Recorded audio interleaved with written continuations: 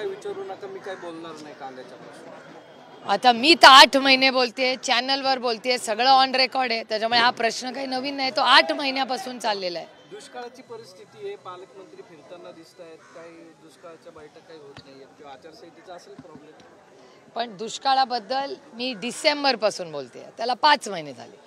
दुष्काळाची परिस्थिती होणार आहे, पाणी कमी आहे, पाऊस कमी झालाय, नियोजन करा, हे मी सातत्याने डिसेंबरपासून हा मुद्दा मांडते. डिसेंबरपासून हे पूर्णपणे सरकारचं अपयश आहे, दुर्दैव आहे. भरडला कोण जातोय?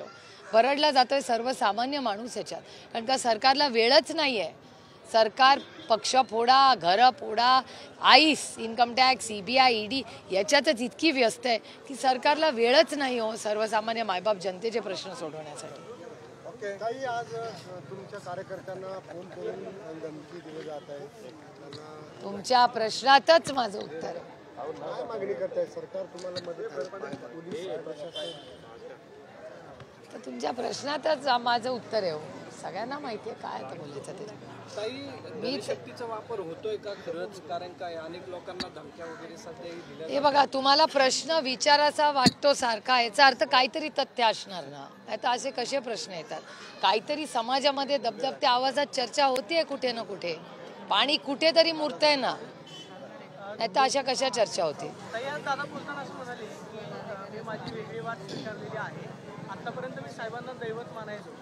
पवार साहेब हे आदरणीय आहेत, मोठे आहेत, मी त्यांच्यावरती बोलणार नाही. दादा सातत्यानं सांगायचे की शरद पवार माझे दैवत आहेत. पहिल्या सभेमध्ये सुद्धा त्यांनी सांगितलं की अजूनही ते माझे दैवत आहे. मात्र आता असं म्हणतात की मी आता त्यांना दैवत मानायचो. याचा नेमका अर्थ काय घ्यायचं? दैवत बदलले? त्यांना विचारू ना, मी कसं सांगणार? पण तुम्हाला काय वाटतं? मला काय वाटत नाही. मी बारामती लोकसभा मतदारसंघातल्या पाण्याच्या प्रश्न, महागाई, बेरोजगारी आणि जो भ्रष्टाचार या देशात होते त्या सगळ्या कामात, दुष्काळाच्या कामात इतकी व्यस्त असते की मला बाकीचा विचार, आणि एनिवे माझा स्वभाव असा आहे, मी दुसऱ्यांच्या हे सगळे ED आणि CBIच्या भीतीनं घाबरून गेलेले पडपुटे आहेत. सत्ता आणि संपत्ती शिवाय हे जगू शकत नाहीत. हे मरतील जर सत्ता आणि संपत्ती यांच्यापासून दूर गेली तर. तळफडून बिना पाण्याने जसा मासा तळफडतो तशा पद्धतीनं हे तळफडतील. त्यामुळे ज्यांना सत्ता आणि संपत्ती सर्वोच्च आहे ते उद्या देवही बदलतील, धर्मही बदलतील आणि कुठेही कशाही पद्धतीनं त्यांना मला वाटतं की बंधनं राहणारच नाही. अशा या लोकांची प्रवृत्ती नेहमी राहिलेली आहे. ते आता ज्या भुजबळांना 2.5 वर्ष त्यांना भ्रष्टाचारी किंवा महाराष्ट्र सदन प्रकरणामध्ये ज्या पद्धतीनं आरोप भारतीय जनता पक्षाने केलेत आणि त्याच भारतीय जनता पक्षाने त्यांना 2.5 वर्ष जेलात ठेवलं, त्यांच्याच दारात जाऊन त्यांची विनवणी करावी लागत आहे भारतीय जनता पक्षाच्या प्रदेशाध्यक्षांना, नेत्यांना. यापेक्षा दुर्दैव महाराष्ट्राचं कोणतं असू शकतं? म्हणजे चोराला चोर म्हणून हिणवलं आणि त्यांनाच देव मानून त्यांच्या पाया पडून विनंती करायची पाळी जर येत असेल तर मला वाटतं की राजकीय म्हणजे नैतिकतेची पातळी संपूर्ण ढासळली आहे, अशी स्थिती आहे.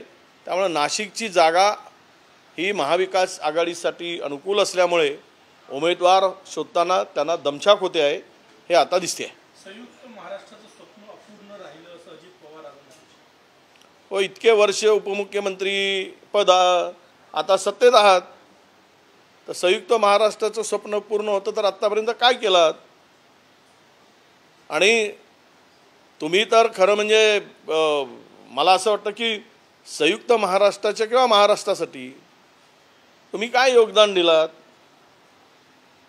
आणि आज ते स्वप्न अपुरं आहे म्हणण्यापेक्षा कालच मी ऐकलंय की मुख्यमंत्र्यांना सुद्धा महाराष्ट्र एकीकरण समितीने प्रचाराला येण्यासाठी मज्जाव केला. याचाच अर्थ मराठी अस्मितेला अशा तोडबाजांनी, पक्ष फोडणाऱ्यांनी